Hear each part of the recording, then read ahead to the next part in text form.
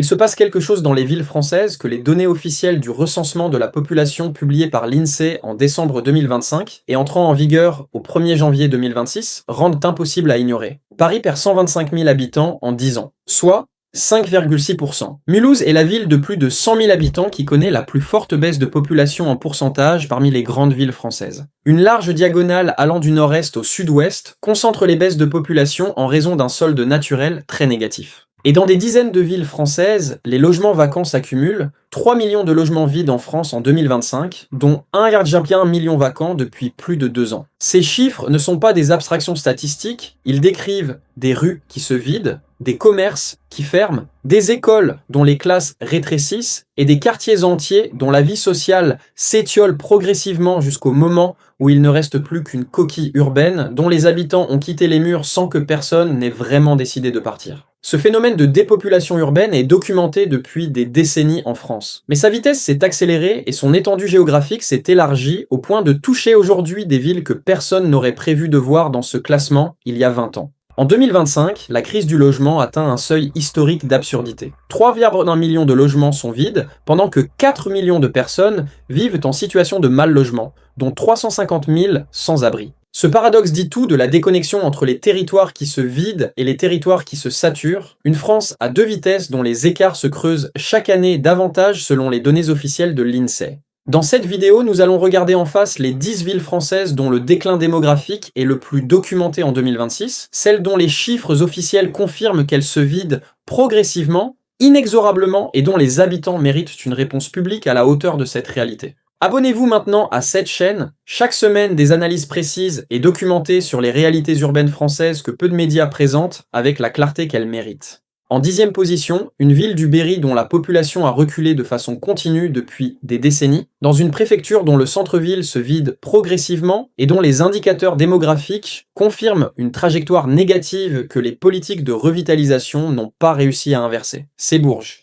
Les données officielles de l'INSEE confirment qu'une large diagonale allant du nord-est au sud-ouest concentre les baisses de population en raison d'un solde naturel très négatif, et Bourges s'inscrit pleinement dans cette dynamique. La préfecture du Cher est l'une des villes françaises dont le déclin démographique est le plus ancien et le plus régulièrement documenté. La population de Bourges correspond aujourd'hui à celle d'une époque révolue. Après avoir perdu des milliers d'habitants depuis son pic démographique, la ville n'a pas réussi à stabiliser sa population malgré des politiques de revitalisation successives et des investissements considérables dans le patrimoine et la culture. Le centre-ville de Bourges illustre ce que signifie vivre dans une ville qui se vide progressivement, des artères commerçantes dont les taux de vacances commerciales figurent parmi les plus élevés des préfectures françaises, des immeubles dont les appartements du centre restent inoccupés faute de demande locale suffisante, et une atmosphère de ralentissement urbain que les habitants de longue date décrivent avec une tristesse documentée. La vacance commerciale repart globalement à la hausse, passant de 9,63% à 10,64% entre 2023 et 2024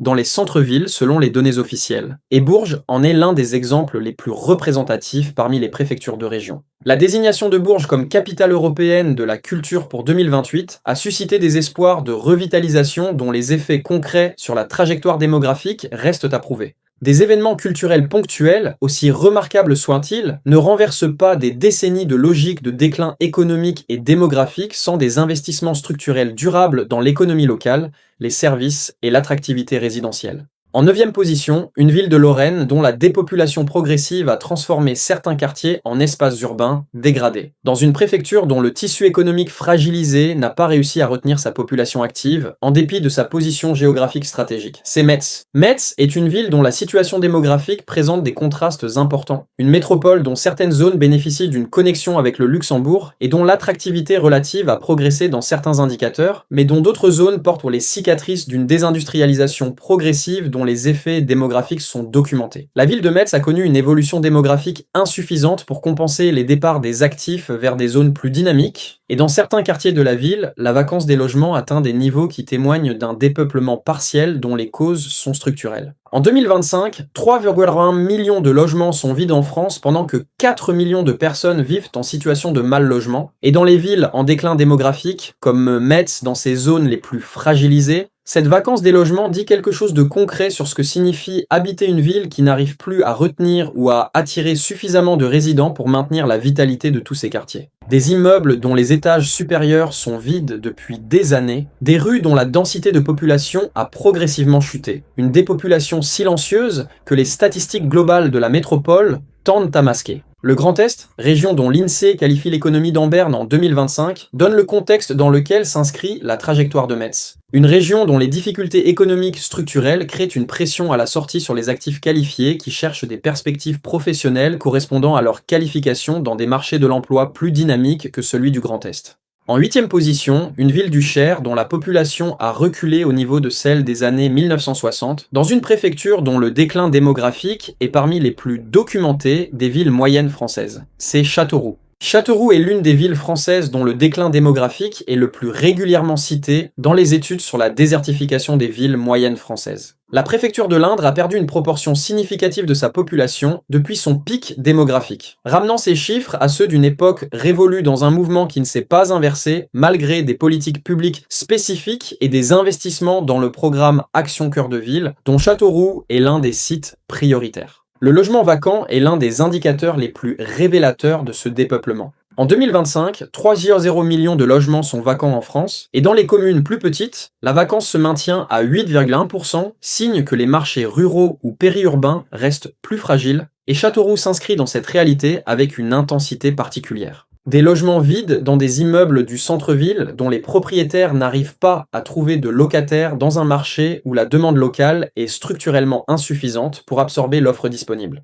Ce qui rend la situation de Châteauroux particulièrement emblématique, c'est qu'elle illustre avec une précision documentaire ce que signifie gérer une ville qui se vide malgré des efforts réels, des politiques de revitalisation, des investissements dans le patrimoine et les équipements, des dispositifs d'aide à l'installation. Ces efforts sont réels et parfois visibles, mais ils ne parviennent pas à inverser une tendance dont les ressorts structurels, économie locale insuffisante, manque d'attractivité pour les jeunes actifs, absence de grands employeurs, sont plus profonds que les instruments dont les collectivités locales disposent. En 7e position, une ville de l'Allier dont le déclin démographique illustre la trajectoire des anciennes villes thermales françaises, dont le modèle économique du XXe siècle s'est progressivement effondré et dont la population continue de baisser malgré son patrimoine architectural remarquable. C'est Vichy. Vichy est une ville dont l'histoire du XXe siècle est douloureuse et dont la population a décliné de façon continue depuis des décennies. Ancienne capitale du thermalisme français, ancienne ville de villégiature dont les hôtels de luxe accueillaient une clientèle aisée venue soigner ses affections dans les eaux thermales de l'Allier. Vichy a vu son modèle économique s'éroder progressivement sous l'effet des transformations des comportements touristiques et médicaux.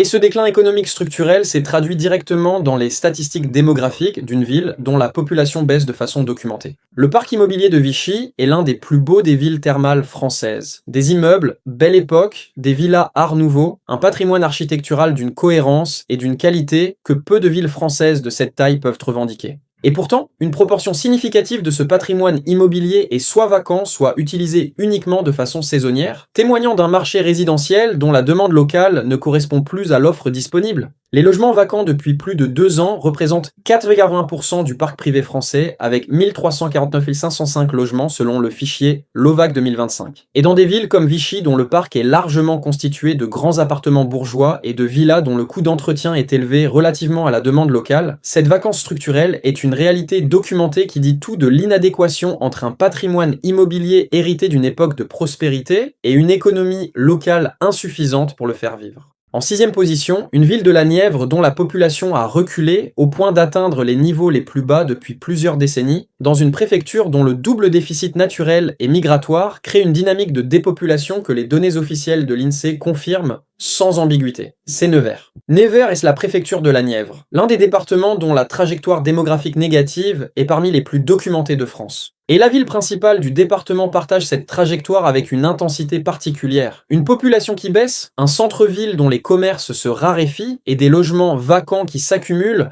dans les immeubles du centre historique faute d'une demande résidentielle suffisante pour les absorber. La Nièvre fait partie des espaces ruraux du centre de la France dont la décroissance démographique est due à des soldes naturels négatifs. Même si des soldes migratoires parfois légèrement positifs ne suffisent plus à compenser le déficit naturel. Et à Nevers, cette réalité départementale se lit concrètement dans le tissu urbain de la ville, des quartiers dont la densité de population a progressivement décliné, des espaces commerciaux dont les taux de vacances ont augmenté au fil des fermetures successives, et une atmosphère de ville qui se vide lentement mais inexorablement. On arrive à la moitié de ce classement. Si cette vidéo vous apporte des informations documentées sur des réalités que vous observiez sans les voir nommées aussi clairement, c'est le moment d'appuyer sur le bouton d'abonnement. Un like et un abonnement permettent à cette chaîne de continuer. Abonnez-vous maintenant. Ce qui distingue Nevers dans ce classement, c'est la profondeur de son double déficit, naturel et migratoire, qui dit que la ville ne peut compter ni sur le renouvellement naturel de sa population, ni sur une attractivité résidentielle suffisante pour compenser les départs. Une situation dont les ressorts structurels, économie locale insuffisante, services qui se réduisent, attractivité pour les jeunes actifs limitée, ne se modifient pas rapidement sans un investissement public d'une ampleur que les politiques actuelles n'ont pas encore fourni.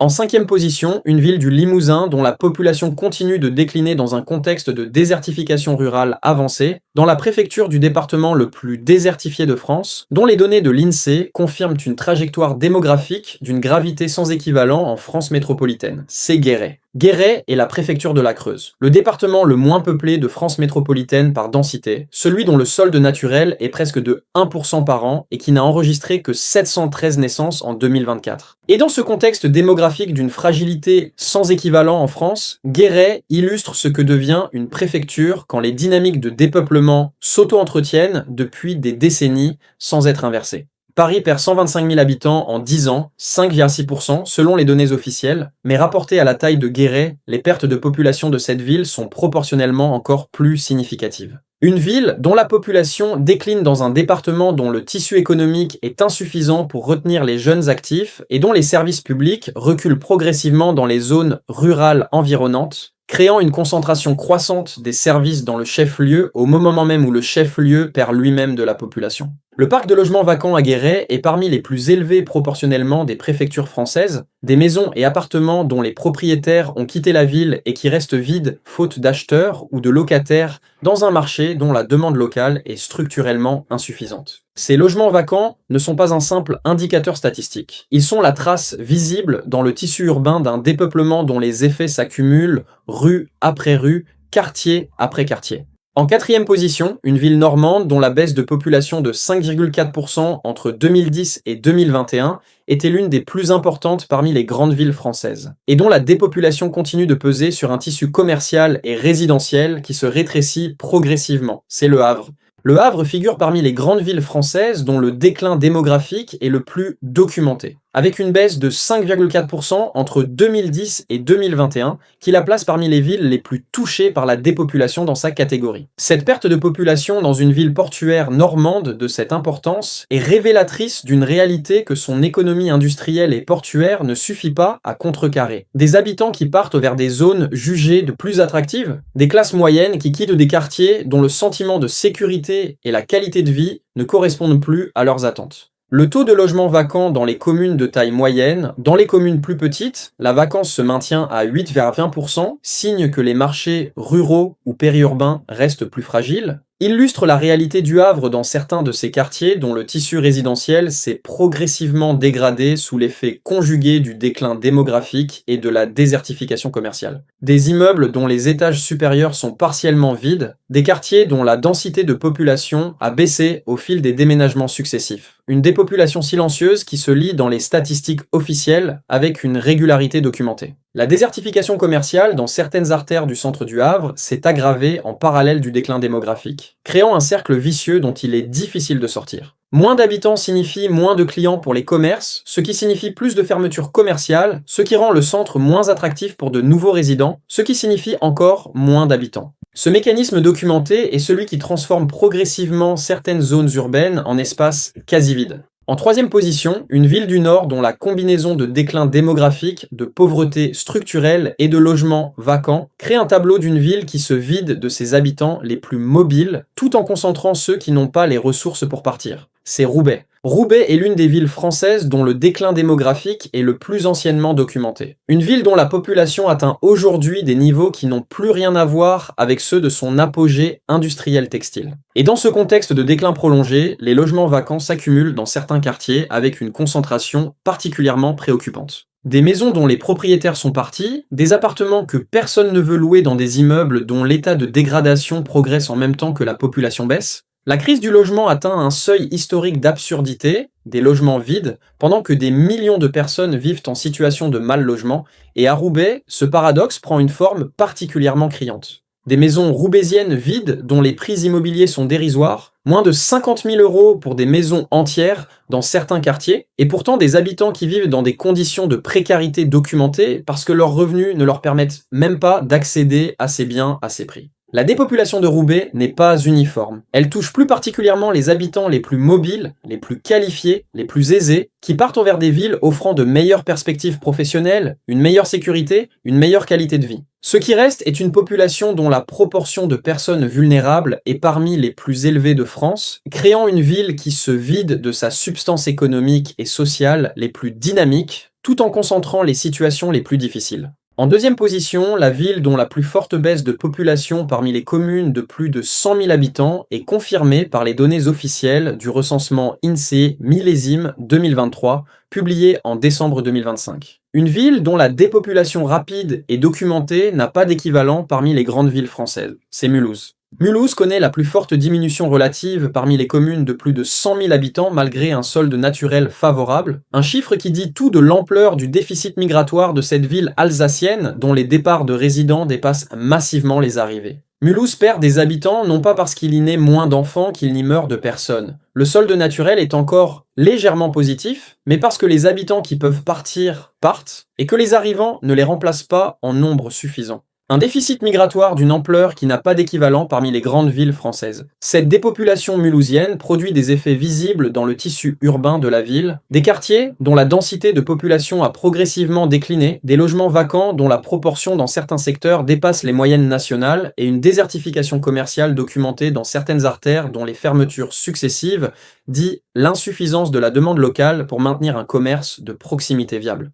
Mulhouse souffre d'une image parfois négative, mais la réalité de son déclin démographique est documentée par les données officielles et constitue un défi que les politiques locales n'ont pas encore réussi à inverser. La proximité de la Suisse et de l'Allemagne, à quelques minutes de Bâle, est présentée comme un atout stratégique pour Mulhouse. Et pour certains profils, les travailleurs frontaliers qui perçoivent des salaires suisses, elle l'est réellement. Mais pour la majorité des habitants de Mulhouse dont l'emploi est local, cette proximité transfrontalière ne compense pas les difficultés structurelles d'une ville dont l'industrie textile a disparu et dont la reconversion économique n'a pas produit les résultats nécessaires pour retenir sa population. Et en première position, la ville française dont la dépopulation est la plus spectaculaire en volume absolu parmi toutes les grandes villes françaises, une capitale dont les données officielles confirment une perte de 125 000 habitants en 10 ans, soit 5,6% dans un mouvement qui s'est accéléré ces dernières années. C'est Paris.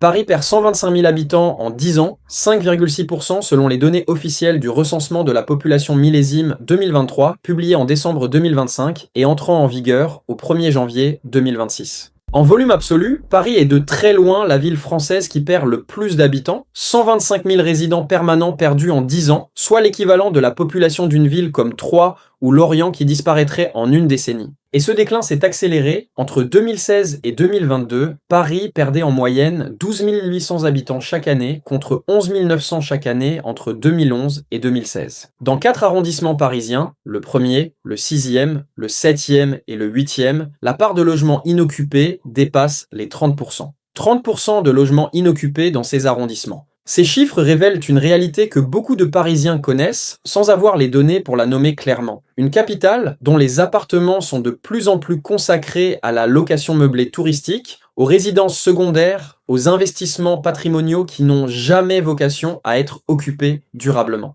Une ville dont le tissu résidentiel permanent se dégrade au profit d'usages non résidentiels qui enrichissent des propriétaires mais vident des quartiers entiers de leur substance humaine. La dépopulation parisienne n'est pas un déclin de Paris comme métropole mondiale, c'est une transformation de sa population permanente. Les familles qui partent, les classes moyennes qui ne peuvent plus se loger, les jeunes actifs qui calculent que leur qualité de vie sera meilleure pour un coût inférieur dans une métropole régionale. Et ce départ de la population permanente, combiné à l'explosion des logements inoccupés et touristiques, produit une ville de plus en plus fonctionnelle pour les riches et les touristes, et de moins en moins habitable pour le reste. Ces 10 villes nous disent donc quelque chose d'essentiel que la France de 2026 n'a pas encore pleinement intégré. Le paradoxe des 3,1 millions de logements vides, pendant que 4 millions de personnes sont mal logées, n'est pas un bug statistique. C'est le reflet d'un système dans lequel les territoires qui se vident et les territoires qui se saturent s'ignorent mutuellement, sans que les politiques publiques trouvent les réponses structurelles pour résoudre cette contradiction fondamentale. Des villes qui se vident ne sont pas des villes condamnées, elles sont des territoires dont les dynamiques méritent d'être regardées en face, avec les données officielles qui les documentent et les réponses publiques qui correspondent à leur ampleur. Non pas des plans de communication symbolique, mais des investissements durables dans l'économie locale, les services, l'attractivité résidentielle et la qualité de vie qui peuvent inverser des trajectoires que rien n'a encore réussi à stopper. Si cette vidéo vous a apporté des informations sur des réalités que vous observiez sans les voir nommées aussi clairement, likez-la, partagez-la, abonnez-vous à cette chaîne. Et dites-nous en commentaire, vous venez de l'une de ces villes? Vous y vivez encore? Racontez-nous ce que vous observez.